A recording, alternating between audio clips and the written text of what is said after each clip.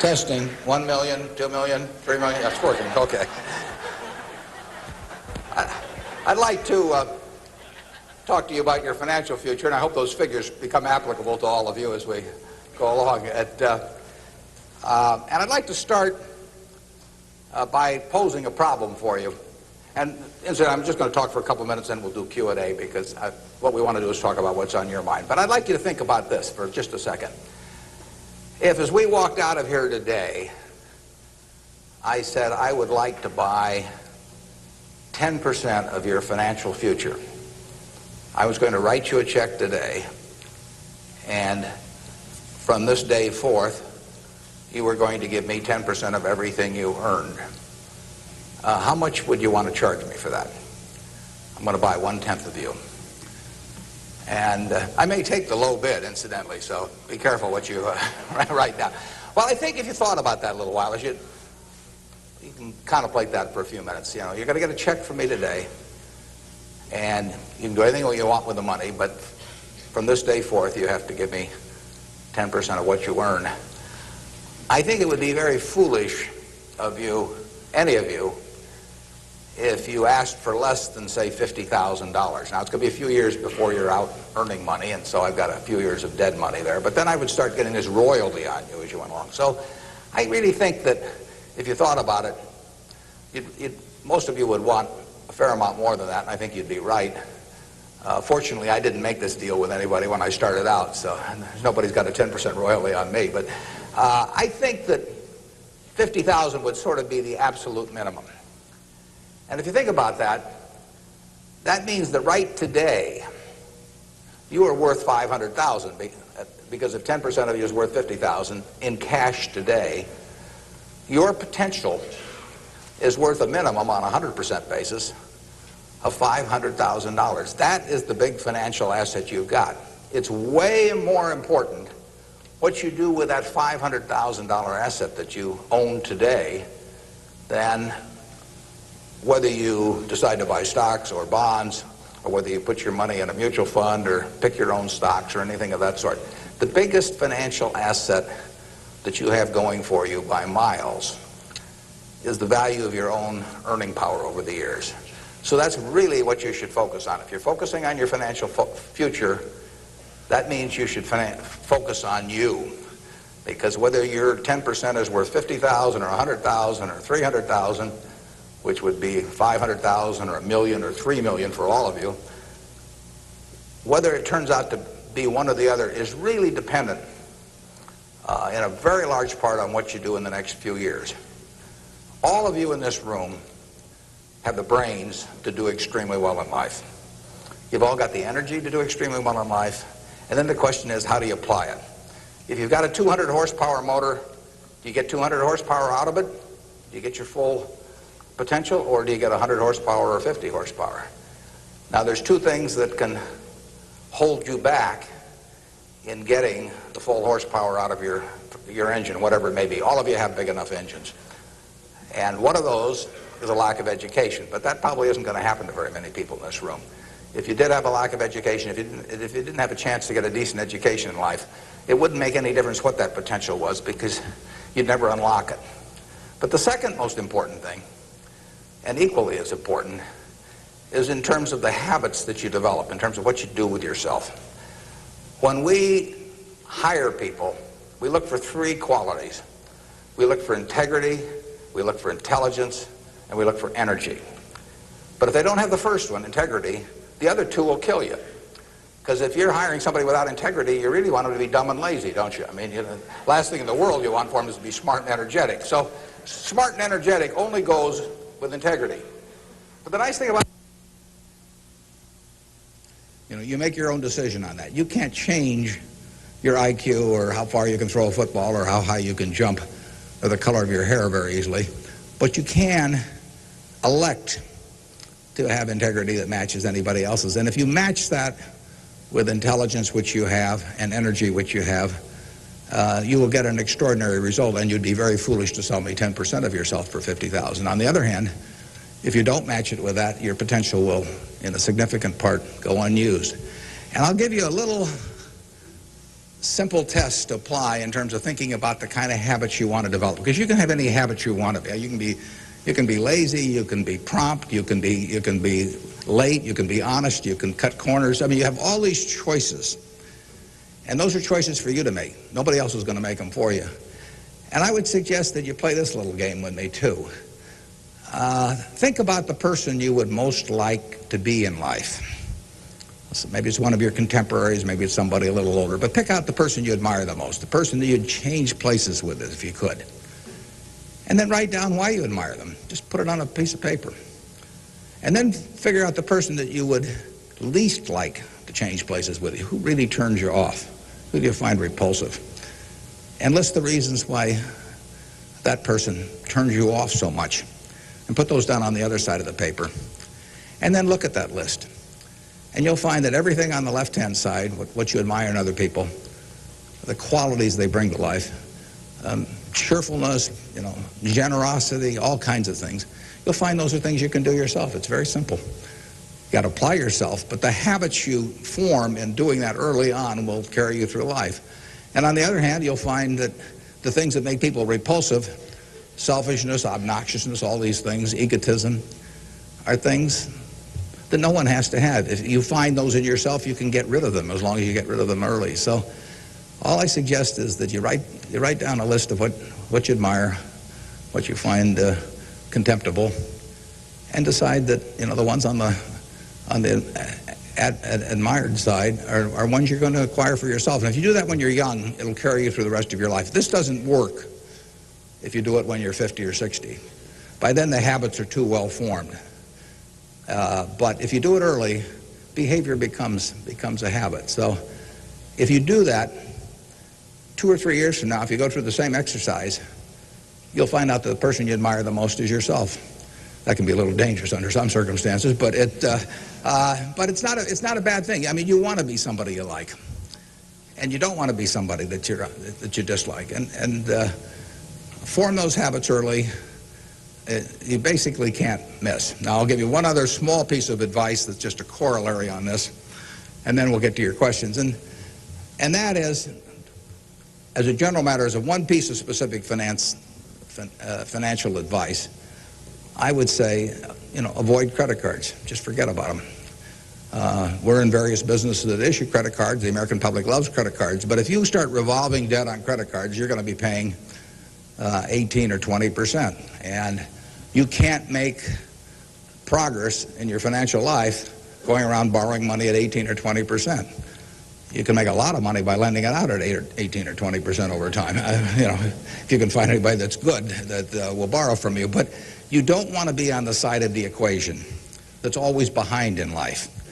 I was lucky. I'd saved about $10,000 by the time I got out of school. That $10,000 was really worth millions I might have earned later on, because after you get a family and everything, the expenses roll in. But those were my tools to work with, but it was only because I was ahead of the game.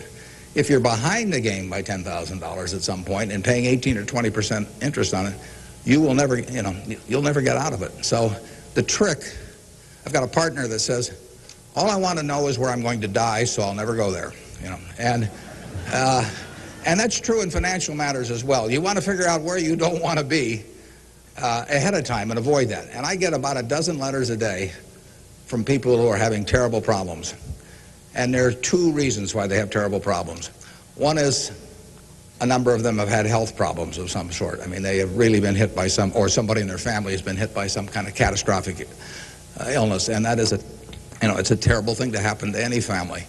And they run up bills they can't pay, and really only society can solve that one in terms of protecting people against that. That's just plain bad luck. But the other one is from people who run up credit card debt, and they're facing bankruptcy, or they've been through bankruptcy once before, and they owe a whole bunch of money, and they can't even pay the interest, let alone pay any principal. And half of my letters come from people like that, and that problem is avoidable.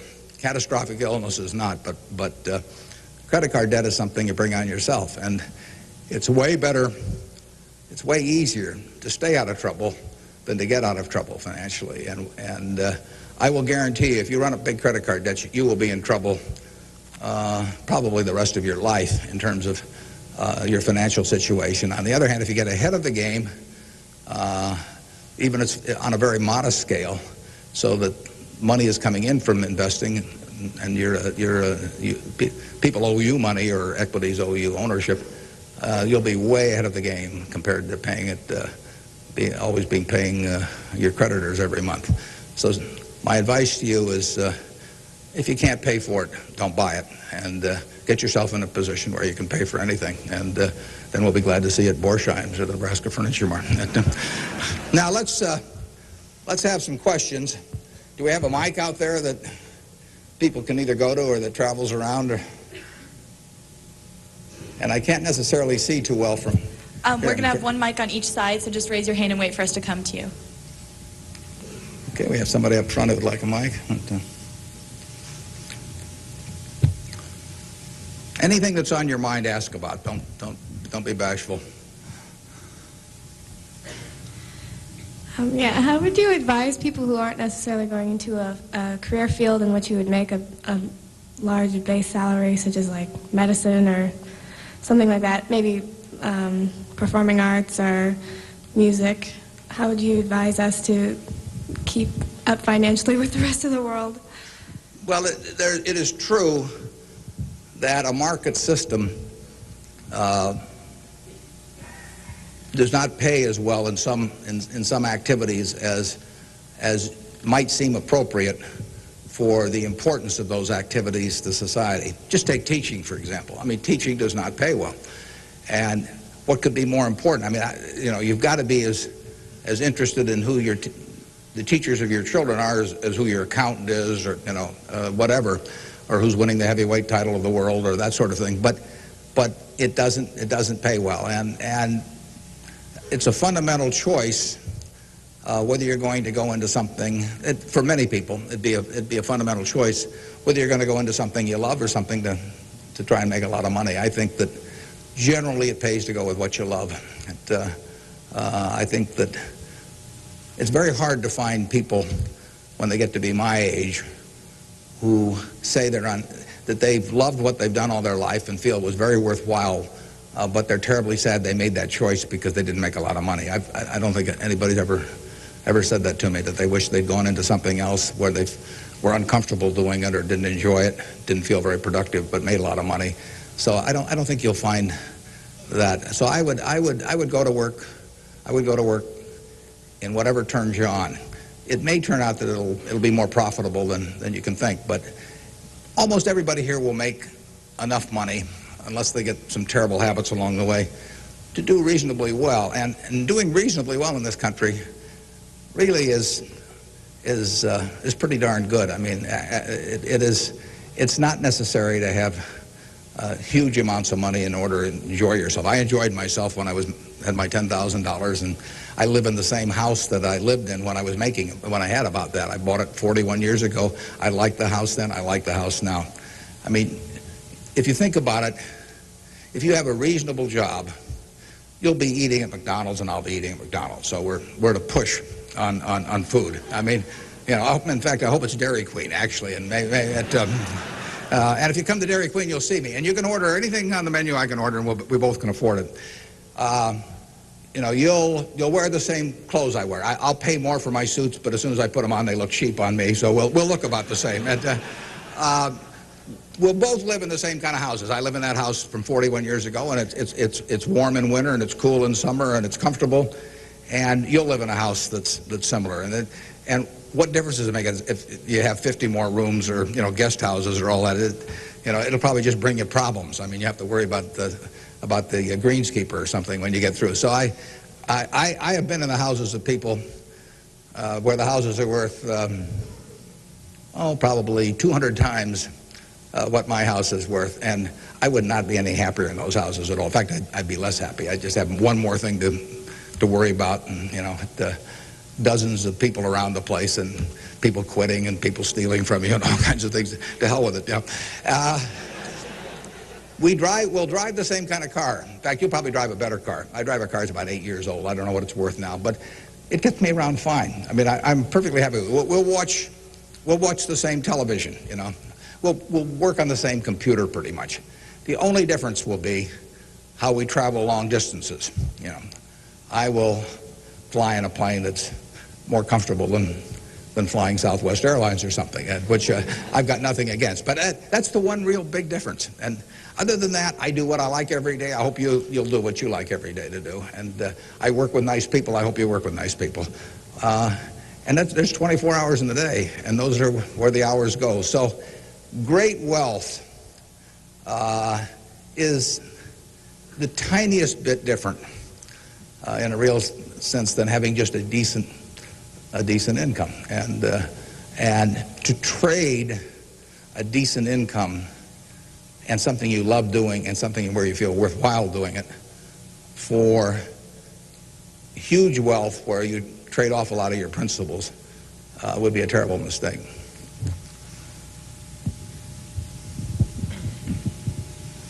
Would you acknowledge your success more on yourself or from the help and teachings of others? Well, I was very lucky in life.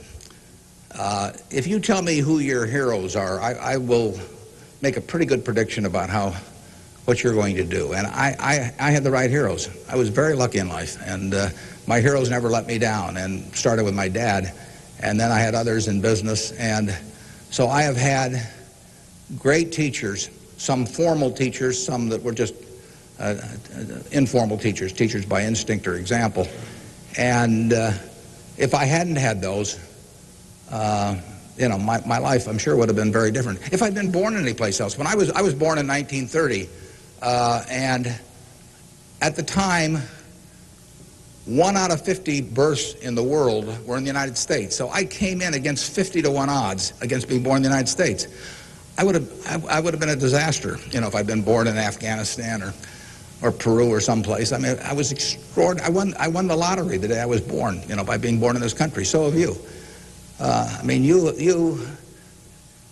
the odds were probably 40 to 1 against you being born in this country, and they were 5 times more likely to have been born in China, or 6 times, and 4 or 5 times more likely to have been born in India or some other place where it would not have been as easy to exploit the full potential of your talent. So we've all won the lottery in that respect, and that's just plain luck. I mean, and I was lucky to be born at this time. I mean, capital allocation is something that pays off extremely well in this society now, but it doesn't pay off in other societies, and it didn't pay off, you know, many years ago. My friend Bill Gates says that if I been born a few thousand years ago, I'd have been some animal's lunch. You know, I can't run very fast, and I can't climb trees, and you know, I just happen. Those are talents. Nobody asked me to climb trees now, but there was a time when it might have been important. And incidentally, Bill would have been some animal's breakfast. I mean, he can't run so fast either. But in any event, you know, we are lucky. I mean, just imagine being born a couple hundred years ago with exactly the same talents and how far they would have taken you then. You know, the average person today lives so much better than the richest person lived 100 or 150 years ago. So I'm lucky in that respect. I was lucky to be born of terrific parents.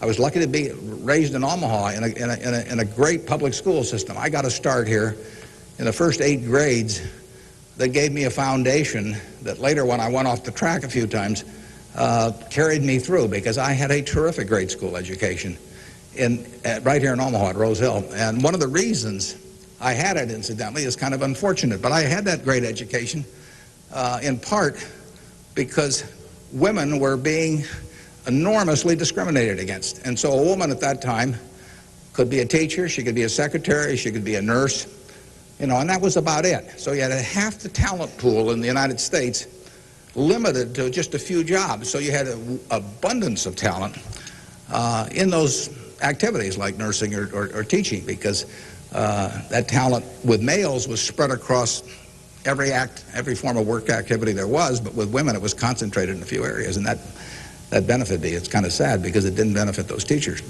but I was very lucky, and I've really been that way all my life. And what I do is important as, you know, what a good teacher does or a good nurse does or something of the sort. You know, I think that's quite questionable. It pays off enormously well in a market economy like the United States, and but that's an accident. It didn't have anything to do with any innate ability of mine.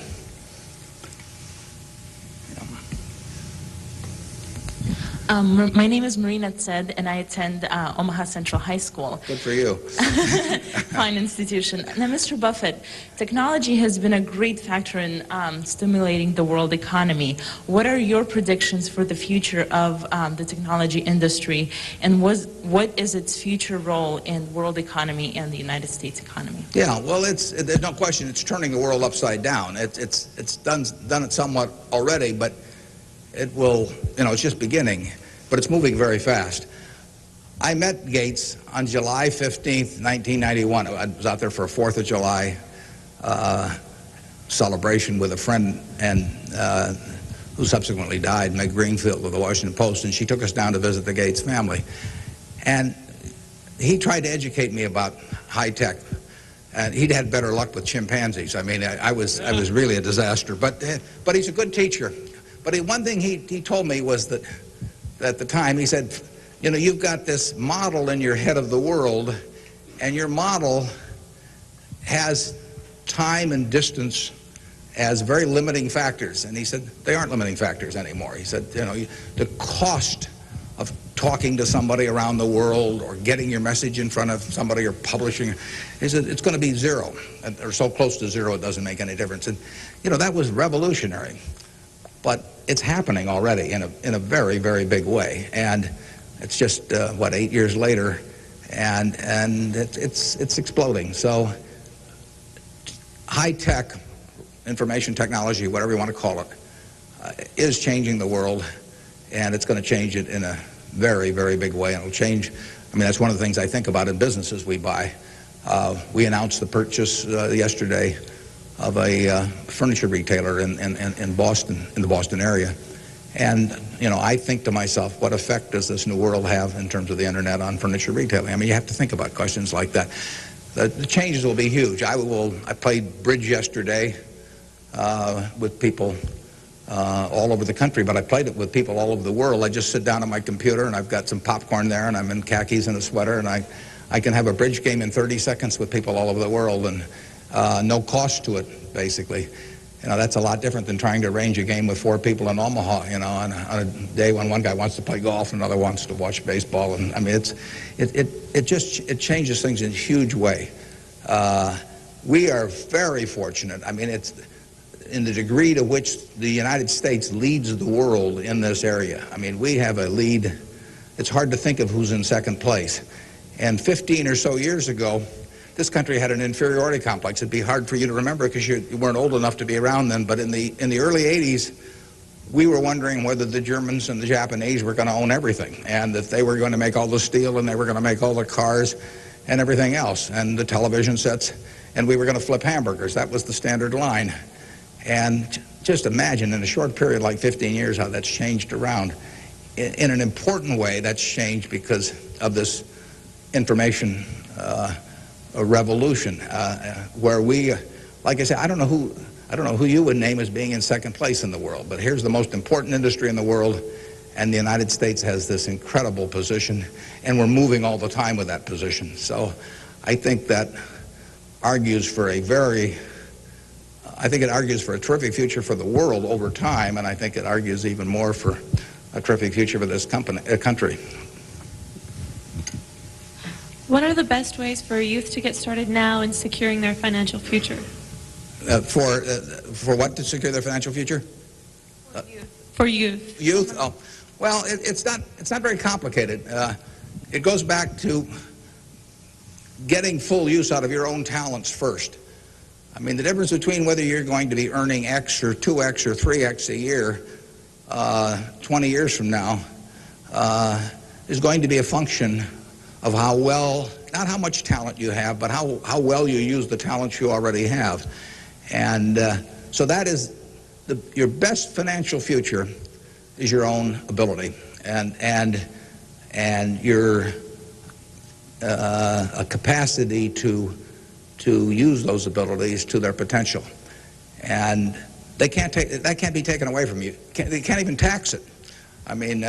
Most things, if you own a piece of real estate, if they double the taxes, they double the taxes, and that changes your ownership in the property, because now, in effect, the taxing authorities own more of it because they've got a greater command on the revenue stream.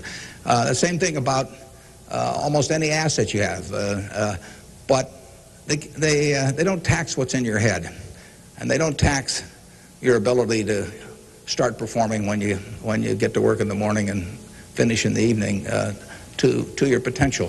One of the things that amazes me is how people who really do perform well just sort of jump out at you once you're running a business. When I got out of school, I thought, everybody would behave that way, but they don't. Most people sort of go through life in a sleepwalk, and if you don't, you will stand out. So the biggest thing for your financial future is yourself. Now, beyond that, it is always being ahead of the game rather than getting behind the game. It's saving a little, no matter how you do it. I mean, I delivered papers, I worked at Penny's, I sold golf balls, I had a pinball machine around. I did a lot of things that enabled me to accumulate about $10,000 by the time I got out of school. 10,000 doesn't go as far now as it did then, but having anything so that you're ahead of the game and not getting behind the game is enormously important. I mean, just, if you're going to run a 100-yard dash against a bunch of people in life, if you can figure it out so that when the gun goes off, you're 10 or 15 yards ahead instead of 10 or 15 yards behind, it's going to make an enormous difference in how that race comes out. So having some net resources doesn't make much difference whether they're in stocks or bonds, in my view, but and not having debt when that gun goes off when you get out of school is a huge plus over being behind the game. And it may come from delivering a paper out in the morning, it may come from part-time work someplace, but put aside a few dollars for yourself so that when the time comes and you enter the workforce, you're ahead of the game and not behind. And then once you get there, don't get behind by buying a whole lot of things that you figure you're going to pay for someday while you're paying 20% interest in between. Students, if you could please say your name and school when you ask a question. Yeah, it's hard for me to see even where the microphone is, but I can.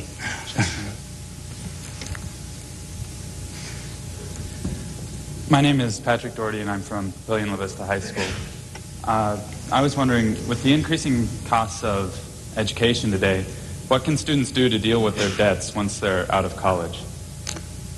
Well, that's a tough one. I mean, I guess I'd pay it off as fast as I could, and I would incur as little debt as possible before that time came. And I would say this, in my experience in business, there is very little difference, if any, between a very high-priced business education and what's available for a lot less money. So I went to the University of Nebraska at Lincoln my last year in college. I went to Wharton for a couple of years before that. I learned just as much at the University of Nebraska as I did at Wharton. And there's nothing against Wharton. I mean, it's just we had a very good school here. I had some terrific professors at Lincoln. And so I would not assume that if I was paying a few $1,000s for an education here in the state, for example, versus paying huge amounts elsewhere, that it was going to make a lot of difference. A lot of the education, you need to be prodded in the right direction, but an awful lot of it is self-taught.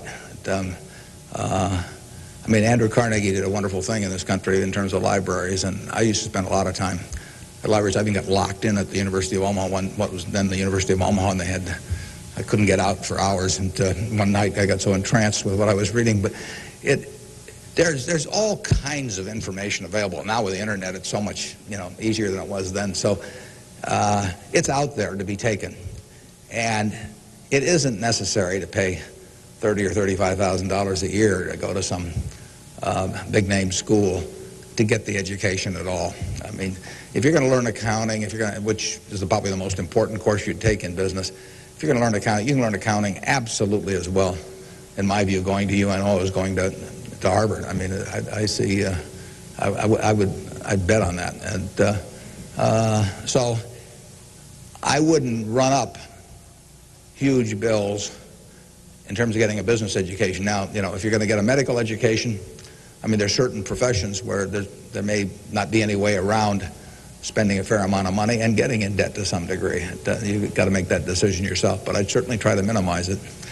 And And I would have it figured out how I would handle that debt in, say, a 5-year period after I got out of school, or I would think twice about incurring it. There's a question up here, if we can bring a microphone. My name is Kyle Clark. I'm here representing the Omaha Youth Advisory Council. What advice would you have for a forming nonprofit organization? For forming a nonprofit organization? Well, I've always tried to avoid forming nonprofit organizations. Well, that would depend entirely on what I wanted to accomplish. I mean, it'd be one thing if it was a hospital. It could be another thing. There's so many types of it. So you've got to get people that are experienced and involved in an entity like that. And but it depends so much on the objective you're working at. Yeah, no, I promised this young lady here microphone for a long time. Hi, my name is Kara Harbert, and I attend Millard West High School. And I understand that you're very civically involved, and I was wondering how important of a quality you think that is for an individual in life and why. Yeah, well, I wouldn't say that I am that. I mean, I do certain civic things. I think your model as a citizen, for example, in Omaha would be Walter Scott. I mean, he is far more civically involved than I am, and incidentally, his predecessor, Peter Kiewit, was too, but Walter's carried it to new heights. So I don't want to take on any mantle for that myself. I do some things. One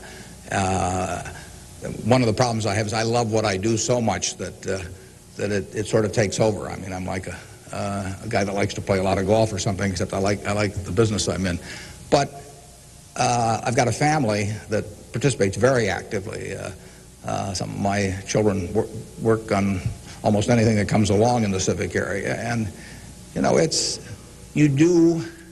in the end, people do what they want to do to quite a degree. And I think I've never talked to anybody that enjoyed working in civic activities that didn't feel where it was very worthwhile after they've done it. I mean, they built something, and participating in building something is always a lot of fun. And actually, you can have a good time. We have this golf tournament, for example, in September, and we raise some money for civic things, but everybody has a good time, so nobody's paying any price by doing it. I'm having a good time. The people who come are having a good time, and we get to show Omaha off to people.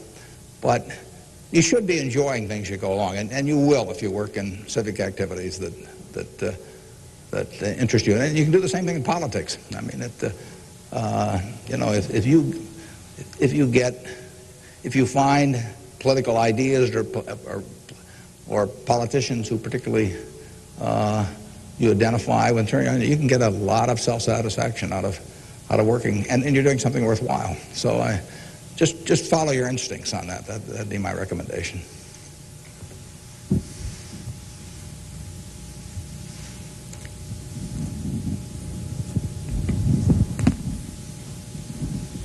Hi, my name is Jeremy Graham from Millard South High School. We're probably the elite youth of today, and I have a question. What do you see as the biggest economic problem facing the youth of today going into the future?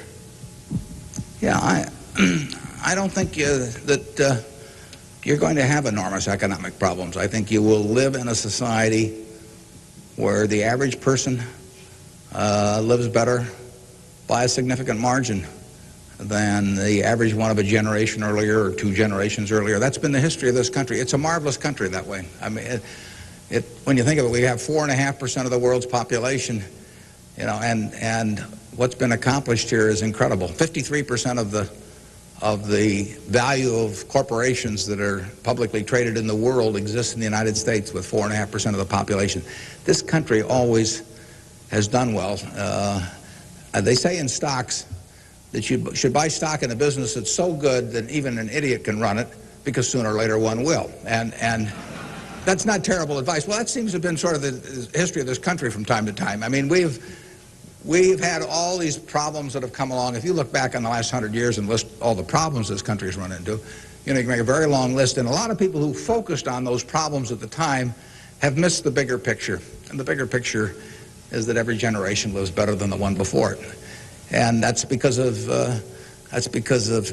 savings, because savings enable people to create new tools to do better things as they go along. And it's also due to an environment that lets people realize their potential to a greater degree than most other environments in the world. It's far from perfect. I mean, it's sad how far it is from perfect. But it is better than anything else around. I mean, in this country, you don't have some commissar or something running a big business in this country. You've got a guy like Jack Welch. And a fellow like Jack Welch makes a difference of night and day in terms of the productivity of that business over a period of decades. And productivity is what causes the standard of living to rise. So a system that throws up the Jack Welches of the world to run businesses is going to have an enormous advantage over a society that does it by heredity or that does it by government edict. And we're closer to that society that I've described than any other country. And it's led to great things, and it will continue to lead to great things. So I think you've got the best future. You don't face a war, and you've got a better future in terms of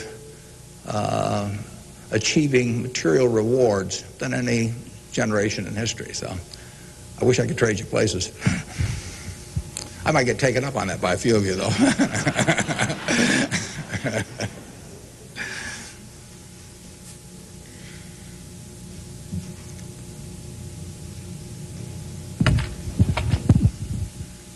Hi, I'm Ryan Wilkins from Millard West High School, and I was wondering if you could speak for Mr. Gates were afraid of the impact on Y2K on the economy, or specifically the stock market. Yeah, well, I'm glad you gave me a chance to bring in other people, because I'm the last guy in the world understanding about Y2K.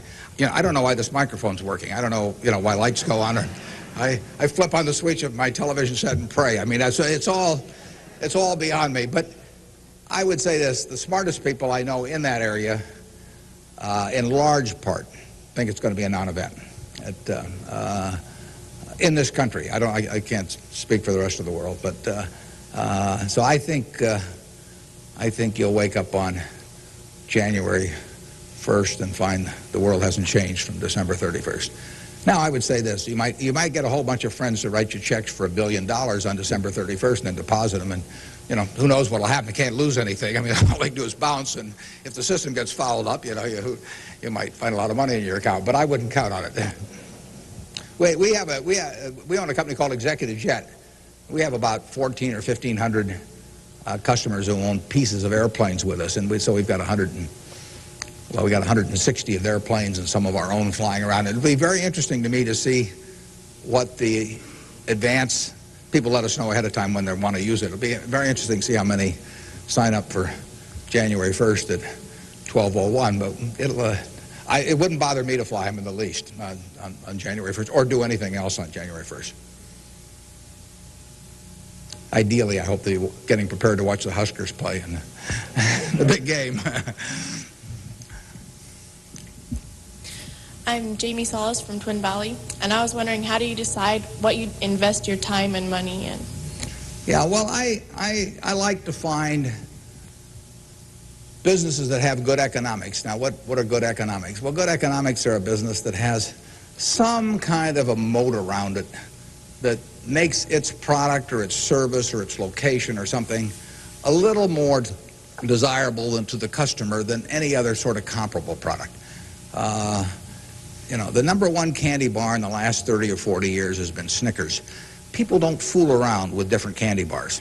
They fool around with different length dresses. They fool around, with all kinds of things. But they don't fool around with candy bars because they figure, they're going to go in and lay out 50 cents or whatever it is and put it in their mouth. And they're not going to, for 50 cents and putting it in your mouth, I mean, you're not going to say, I'll lay out 45 cents and put something else in my mouth. So you find that very stable. And we like businesses that we think we can figure out where they're going to be in 10 or 15 years. I don't know where the information technology businesses are going to be in 10 or 15 years. I know where Snickers bars are going to be in 10 or 15 years. They're going to be selling just about the way they do now. I know where Wrigley's gum is going to be in 10 or 15 years. There's not going to be a lot of innovation in chewing gum. The Internet's not going to cause people to quit chewing gum either. Gates may think so, but I don't think so. But it's predictability regarding the sustainability of a competitive advantage, something special about a product. So we look for those kind of products, and then we look for people that are running the business that are honest and able. And, you know, it's easier to find people that are honest and able than it is to find businesses that are going to stay wonderful for a long period of time. There are a lot of businesses that looked like they were going to stay wonderful that really evaporated over time. But that's what we're looking for. And the nice thing about it is we don't have to find very many. If we find one a year, that's terrific. Because you don't need 100 or 1,000 great investment ideas to do well. You need a couple. And the discipline is the most important thing. We don't need brain power. We need discipline. You don't need 150 IQ to do what I do. Thank God. You know, you don't need 140. You don't need 135. You may need 115 or something like that. But you do need discipline. You have to wait until you see the fat pitch to swing at. Because investing is a no-called strike game. You know, if I were a baseball player and I only liked pitches 2 inches above my navel, you know, some guy could learn that and he could pitch me, you know, 3 or 4 inches below that, and I get called out on strikes because I never find a pitch I like. You can get called out on strikes in baseball. You have to swing at pitches that you don't even necessarily like, particularly after the count gets to 2 strikes. In business, you don't have to swing at anything. You can sit there and the paper says General Motors at 68, or it says General Electric at 115, or it says General Dynamics at 63. And if you don't like those prices, you don't have to swing. You can wait there day after day after day after day, and there are no called strikes. Now, when you swing, when you decide to buy something, then, you know, if you swing and miss, it's a strike. But it's a marvelous game to be in because there are no called strikes, and you can simply wait for that one time in a month or 6 months or a year or 2 or 3 years when you really know what you're doing, where you like the price, where you like the people running the business, and then you swing, and you only need a few swings in your lifetime. So that's the way we try to pick businesses. We try to stay with things we understand. I mean, there can be all kinds of wonderful investment opportunities out there that I don't understand. I don't know what cocoa beans are going to do next year. You know, maybe you know, but I don't know. I don't know what crude oil is going to sell for. But I don't have to know. I just have to know the things. I have to know what I know. I have to know where the limits of my understanding are, what I call what my circle of competence is. And if I'm only able to evaluate 5% of the businesses in the world, no problem. I just stay within that 5% and try and find something. And that's, most people get in trouble because, in investments, because they get itchy. You know, they can't discipline themselves, and they hear about other people making money. Nothing upsets people so much as to hear about their friends making money. I mean, that's very destructive to discipline because they think, you know, I'm smarter than that guy next door, and he just bought that new car with the money he made trading stocks on the internet, so why can't I? Well, the answer is you can't over time. You will lose money if you trade stocks actively. And it's hard to exercise the discipline.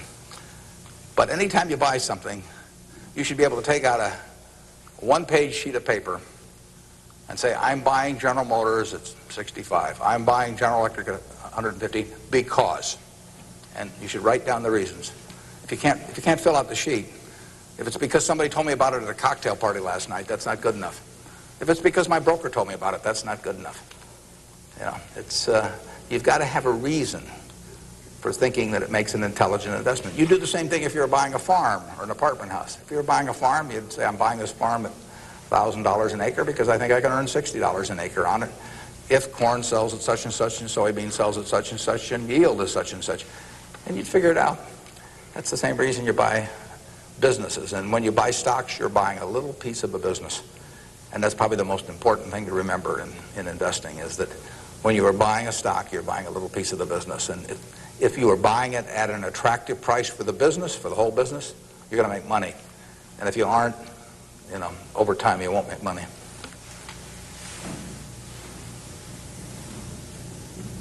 Hi, my name is Cliff McAvoy from Elkhorn, Mount Michael.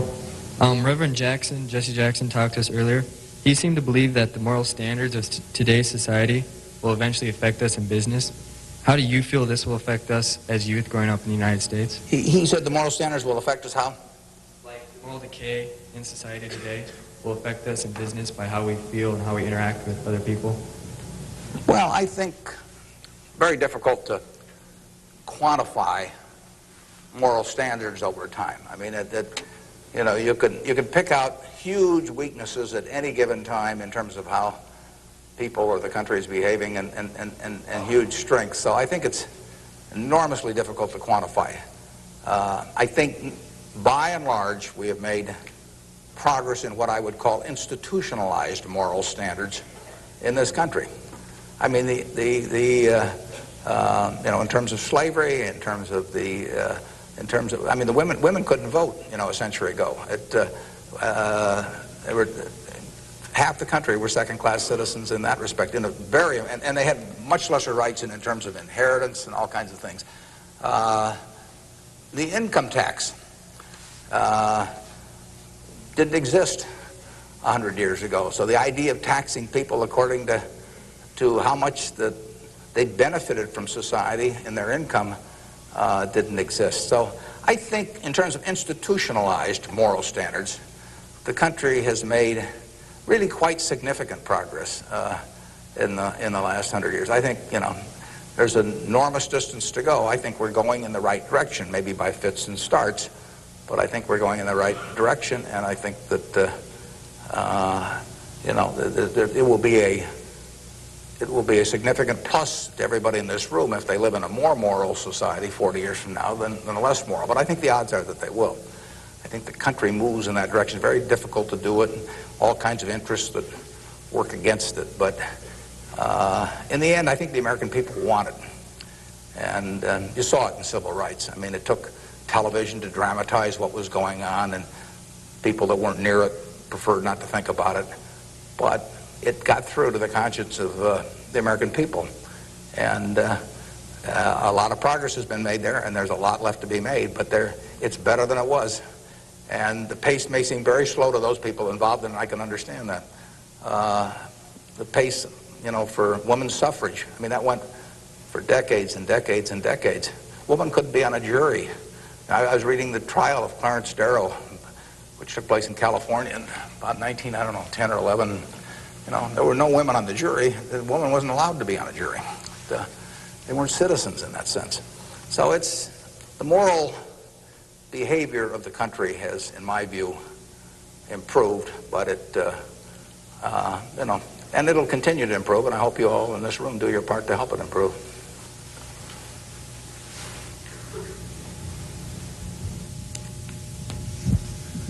Hi, I'm Nick Jors from Central High, and I was wondering how, since the stock market's so high right now, if it'd be smart for us to get involved now or to wait till it goes down a little, or what?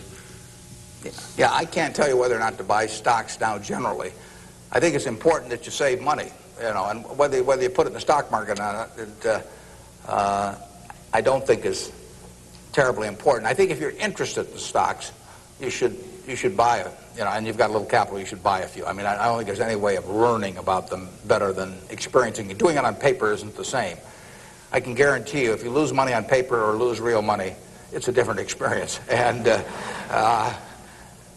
so I think you'll learn more about yourself if you do it that way. I bought my first stock when I was 11. I was at Rose Hill at the time, and I bought 3 shares of City Service Preferred at 38, and it went down to 27, which is something I still remember, even though I was 11 at the time. And then it went up to 40, and I sold it. I made $5 on my 3 shares after commissions, and then it went to 200 and something. So, you know, I probably remember that a little better than if I'd been doing it on paper. And I fooled around doing a lot of things between about age 11 and 19 in the stock market. I did charts, I did all kinds of technical analysis, I read every book I could get on the subject, and I didn't do that well. I didn't do terrible, but I was really just floundering around. But that meant by the age of 19, when I read Ben Graham's book, I was at the University of Nebraska in Lincoln, I went and bought this book called The Intelligent Investor, just come out, and it had an enormous impact on me. Now, if I hadn't done, in the previous 8 years, if I hadn't been all over the lot, I'm not so sure that book would have had the same impact on me. I mean, by that time, I was prepared to read Ben Graham's book, which changed my life financially in an incredible way. I mean, I wouldn't be up here today if I hadn't read that book. But yeah, part of life is getting prepared so that when something does happen that's significant, you can grasp the significance of it and know what to do with it. And I would say that first 8 years of fooling around, even though it produced nothing financially to speak of, produced a lot in terms of getting my mind prepared for when I really did read something that made sense. And so I was ready to accept it. And I actually went back and went to Columbia to study under Graham, and because of reading that book, and all kinds of things flowed out of it. So I would encourage you, if you're interested in the field, to do a few things. I'd still try and make it as intelligent as possible. I would try to stick with things, businesses I thought I understood.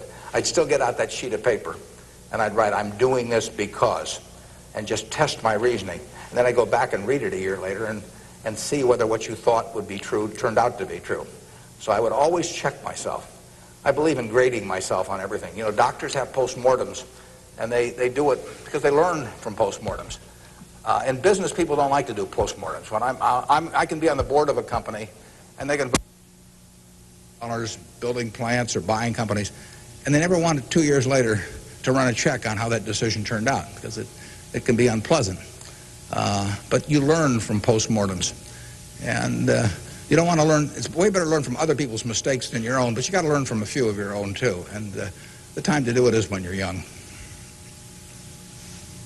We can do maybe one more, and then we wrap this up at one, do we? Or maybe two more.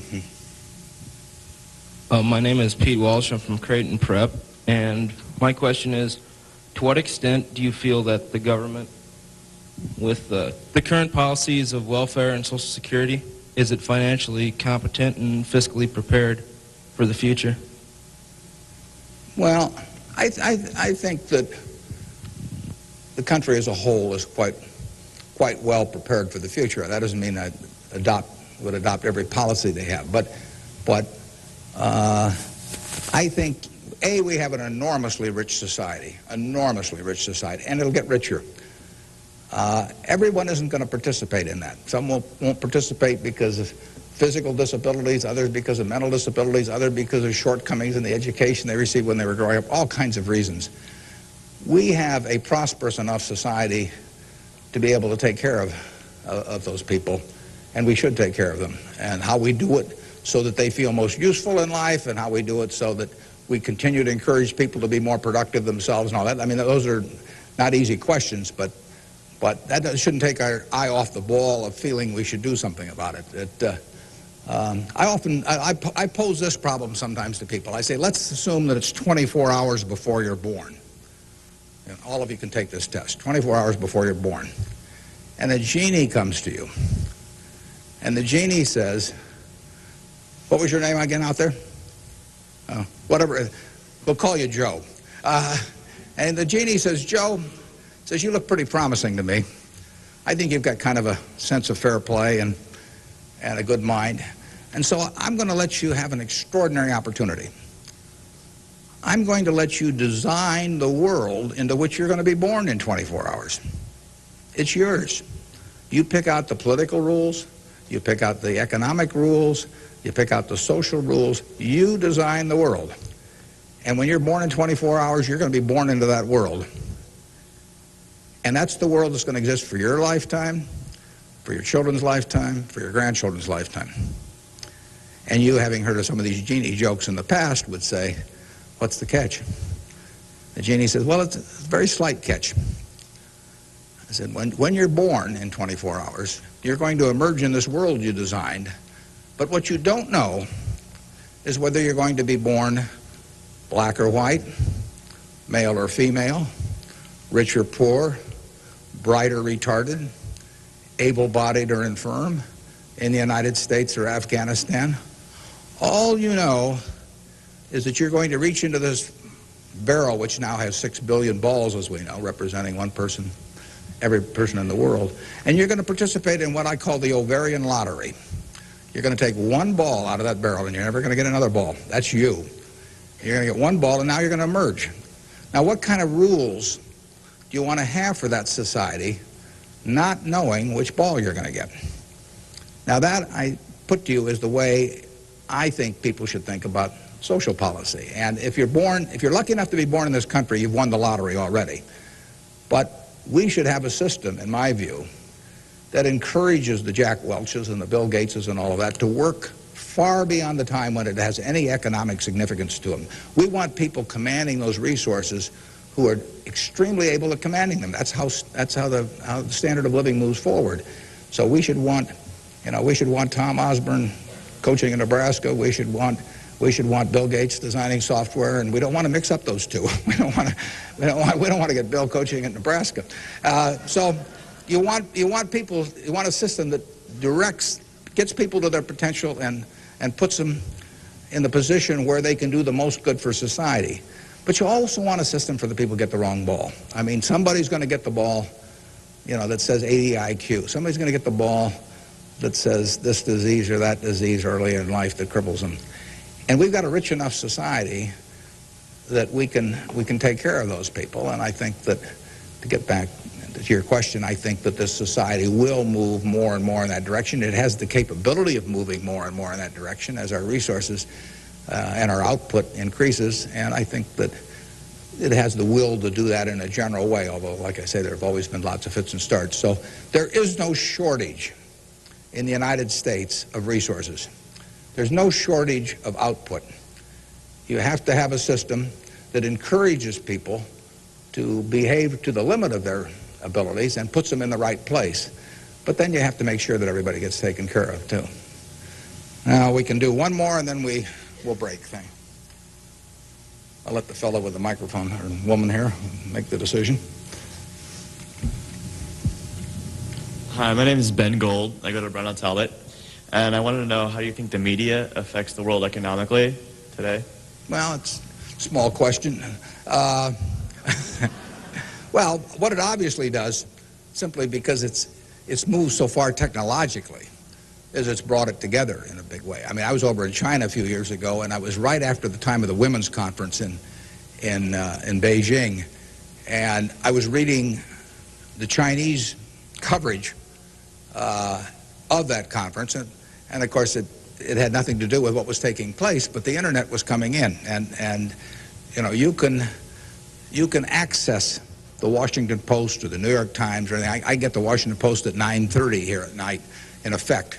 I never could get it the next day through physical delivery, but by electronic delivery I can read it probably earlier than most of the people in Washington are reading it. So the ability to communicate and the degree to which the world can have awareness of what's going on every place in the world is just, it's been a quantum leap. And, that will have, there are a lot of things that come out of that. And net, they're a plus over time. But the ability of information to be available to everyone worldwide almost instantaneously, it can be huge advances in things like medicine, for example, just to pick one. So it's a net plus. It has a big effect, and the definition of media has now been expanded enormously. I mean, there were 3 television networks in the early 1960s, and that was it. There were 3 highways information traveled electronically, and if the 3 pieces of information were I Love Lucy, and something else, those were the 3 choices of information or entertainment that you had for tens and tens of millions of people sitting there looking at a tube. Now it's unlimited, and that's only, 3 or so decades. So it's just exploded, and it'll continue to explode. And net, I think it's a plus. And I think it's 1 o'clock. I want to thank you all. I wish you well. You're going to do terrific. Thanks.